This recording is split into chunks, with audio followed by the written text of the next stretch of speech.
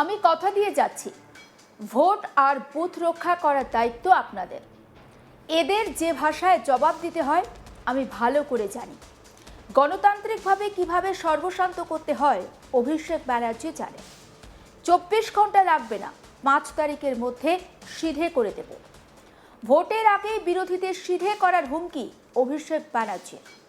শনিবার হুগলির খানাকুলের লাইব্রেরি মাঠে অভিষেক ব্যানার্জির নির্বাচনী জনসভা ছিল। খানাকুলে তৃণমূল প্রার্থী পলাশ রায়ের সমর্থনে প্রচার সারেন অভিষেক। আর তারপরে মঞ্চে বক্তব্য রাখতে উঠে বিরোধীদের হুঁশিয়ারি দিয়ে তৃণমূলের সেকেন্ড ইন কমান্ড বলেন, আমি অনুরোধ করব, বিজেপির কোনো নেতা যদি প্রচার করতে আসে এদেরকে শান্তিপূর্ণভাবে একটু ভালোভাবে অতিথি আপ্যায়ন করে দেবেন, সম্ভবত শরবত, জল, মিষ্টি খাইয়ে দেবেন। আর যদি বাড়াবাড়ি করে, মমতা ব্যানার্জি অনেক উদার, আমি মমতা ব্যানার্জির মতো উদার নই। সুশান্ত ঘোষ যে ভাষায় বোঝেন, 4 তারিখের পর সেই ভাষায় তৃণমূল জবাব দেবে। আমি কথা দিয়ে যাচ্ছি, ভোট আর বুথ রক্ষা করার দায়িত্ব আপনাদের। এদের যে ভাষায় জবাব দিতে হয় আমি ভালো করেই জানি। গণতান্ত্রিকভাবে কিভাবে সর্বশান্ত করতে হয় সেটা অভিষেক ব্যানার্জি জানে। 24 ঘন্টা লাগবে না, 5 তারিখের মধ্যে সিধে করে দেব। শুনুন অভিষেক ব্যানার্জির বক্তব্য। যদি কোথাও গায়ের জোরে কারোর নাম কাটা হয়, তৃণমূল কংগ্রেস যেভাবে লড়াই করতে হয় জানে, আমরা আগামী দিন লড়াই করব। কিন্তু যদি কেউ জোর জবরদস্তি নাম কাটে, আমি অনুরোধ করব, বিজেপির কোনো নেতা যদি প্রচার করতে আসে এদেরকে শান্তিপূর্ণভাবে একটু ভালো করে অতিথি আপ্যায়ন করে দেবেন, শরবত খাইয়ে দেবেন, জল খাইয়ে দেবেন, মিষ্টি খাইয়ে দেবেন, ঠিক আছে? আর বেশি যদি বাড়াবাড়ি করে, মমতা বন্দ্যোপাধ্যায় অনেক উদার, আমি মমতা বন্দ্যোপাধ্যায়ের মতো উদার নই। সুশান্ত ঘোষ যে ভাষায় বোঝে, 4 তারিখের পর সে ভাষায় জবাব তৃণমূল দেবে, মনে থাকে যাবে। এটা আমি কথা দিয়ে যাচ্ছি, কথা দিয়ে যাচ্ছি। খালি ভোট আর বুথ রক্ষা করার দায়িত্ব আপনাদের। এদের যে ভাষায় জবাব দিতে হয় আমি ভালো করে জানি। যদি কেউ ভাবে মানুষের উপর আর মহিলাদের উপর অত্যাচার করে, জোর করে গাজোয়ারি করে, নাম কেটে এলাকা দখল করে যাচ্ছে তাই করব, গণতান্ত্রিকভাবে কিভাবে তোমাদের সর্বশান্ত করতে হয় অভিষেক ব্যানার্জি জানে। 4 তারিখের পর মিলিয়ে নিও, 24 ঘন্টা লাগবে না, 5 তারিখের মধ্যে সিধে করে দেবো, কথা দিয়ে যাচ্ছি। আপনাদের সকলকে আর একবার কৃতজ্ঞতা জানিয়ে, আর ভোটটা এমনভাবে দেবেন, এখনো পর্যন্ত কত নম্বর বোতাম মনোনয়ন শেষ হয়নি, দ্বিতীয় দফার নির্বাচন 29 তারিখ ভোট, আগামী দিন জানতে পারবেন যে পলাশের বোতাম না কত নম্বর। যত নম্বর বোতাম হবে ওই জোড়া ফুলের পাশের বোতামটা টিপবেন, আর যেদিনকে 4 তারিখ ফল ঘোষণা হবে বিজেপির নেতারা যেন চোখে সর্ষে ফুল দেখে, এটা সুনিশ্চিত করতে হবে।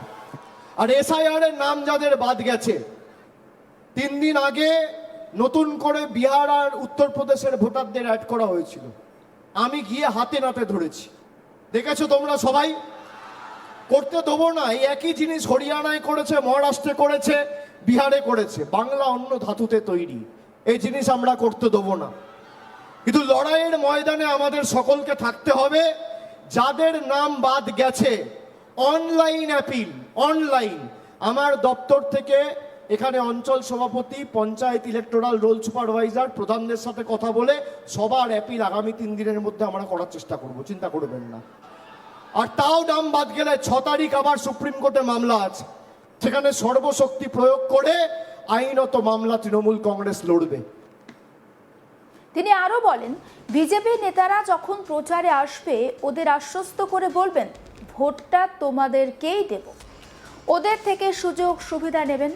ভোট চলাকালীন দেখতে পাচ্ছেন, তারপর তো আর এদের দেখতে পাবেন না। এখন বিজেপির প্রার্থীরা বাড়িতে গিয়ে কেউ চুল কেটে দিচ্ছে, কেউ পরোটা লুচি ভেজে দিচ্ছে, এই সুযোগ কাজে লাগিয়ে নিন। 4 তারিখের পর অনুবীক্ষণ যন্ত্র দিয়ে এদেরকে আর পাবেন না। তৃণমূল ছিল, আছে, থাকবে। 5 বছরে যে অত্যাচার আমাদের উপরে করেছে এদের উচিত শিক্ষা দেওয়ার ভোট। শুনুন অভিষেক ব্যানার্জির বক্তব্য এই প্রসঙ্গে। সুশান্ত ঘোষেরা যখন প্রচারে আসবে এদেরকে আশ্বস্ত করে বলবেন, বিজেপির নেতারা যখন প্রচার করতে আসবে আশ্বস্ত করে বলবেন যে ভোটটা তোমাদেরকেই দেবো। এদের থেকে সুযোগ সুবিধা নেবেন। ভোট চলাকালীন 1 মাস দেখতে পাচ্ছেন, তারপর তো দেখতেও পাবেন না। এখন তো দেখছি বিজেপির কর্মীরা, বিজেপির প্রার্থীরা বাড়িতে গিয়ে কেউ চুল কেটে দিচ্ছে, কেউ দাড়ি কামিয়ে দিচ্ছে, কেউ পরোটা ভেজে দিচ্ছে, কেউ লুচি ভেজে দিচ্ছে। এই সুযোগ কাজে লাগিয়ে নিন। 1 মাস পর 4 তারিখের পর আর অনুবীক্ষণ যন্ত্র দিয়ে খুঁজে পাওয়া যাবে না। তখন বহিরাগত আসে, বহিরাগত যায়, বাংলা নিজের মেকেই চায়। তৃণমূল ছিল, আছে, থাকবে। আপনার দুর্দিনে, আপনার পাশে, আপনার বিপদে আপদে তৃণমূল কংগ্রেস ছিল, আছে, থাকবে।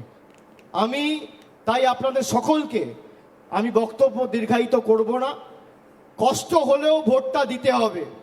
এই ভোট শুধু তৃণমূলকে জেতানোর ভোট নয়, 5 বছরে যে অত্যাচার আমাদের উপর করেছে এদের উচিত শিক্ষা দেওয়ার ভোট, প্রতিবাদের ভোট, প্রতিরোধের ভোট, প্রতিশোধের ভোট। তাই আমার আপনার সকলের প্রার্থী, জোড়া ফুলের প্রার্থী, মামাটি মানুষের প্রার্থী, দীর্ঘদিনের আমার সহকর্মী এবং খানাকুলের প্রার্থী, বাংলার প্রার্থী, এই মাটির প্রার্থী, তৃণমূলের প্রার্থী মমতা বন্দ্যোপাধ্যায়ের প্রার্থী আগামী দিন ঘাসের উপর জোড়া ফুল চিহ্নে ভোট দিয়ে বিপুল বিপুল ভোটে জয়যুক্ত করবেন। আমি কথা দিয়ে যাচ্ছি, ভোট আর বুথ রক্ষা করার দায়িত্ব আপনাদের। এদের যে ভাষায় জবাব দিতে হয় আমি ভালো করে জানি। গণতান্ত্রিকভাবে কিভাবে সর্বশান্ত করতে হয় অভিষেক ব্যানার্জি জানে। 24 ঘন্টাও লাগবে না, 5 তারিখের মধ্যে সিধে করে দেব। ভোটের আগে বিরোধীদের একেবারে সিধে করার হুঁশিয়ারি অভিষেক ব্যানার্জির কণ্ঠে। শনিবার তিনি হুগলির খানাকুলে গিয়েছিলেন। সেখানে লাইব্রেরি মাঠে নির্বাচনী জনসভা করেন হুগলি তৃণমূল প্রার্থীর সমর্থনে। খানাকুলে তৃণমূল প্রার্থী পলাশ রায়ের সমর্থনে প্রচার সারেন তিনি। আর তারপরে মঞ্চে উঠে বক্তব্য রাখতে গিয়ে বিরোধীদের কার্যত হুঁশিয়ারি দেন অভিষেক। এবং তিনি বলেন যে আমি অনুরোধ করব, বিজেপির কোনো নেতা যদি প্রচার করতে আসে তাহলে তাদেরকে শান্তিপূর্ণভাবে, একটু ভালোভাবে অতিথি আপ্যায়ন করবেন, শরবত খাওয়াবেন, জল খাওয়াবেন, মিষ্টি খাইয়ে দেবেন। আর বেশি যদি বাড়াবাড়ি করে, মমতা ব্যানার্জি অনেক উদার, আমি মমতা ব্যানার্জির মতো উদার নই।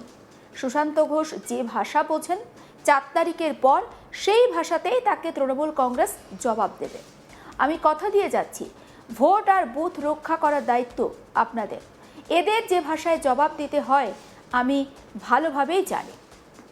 আরও সমস্ত খবরের আপডেট পৌঁছে দেবো আপনাদের কাছে। অবশ্যই নজর রাখুন আজ তাক বাংলায়। সাবস্ক্রাইব করতে ভুলবেন না।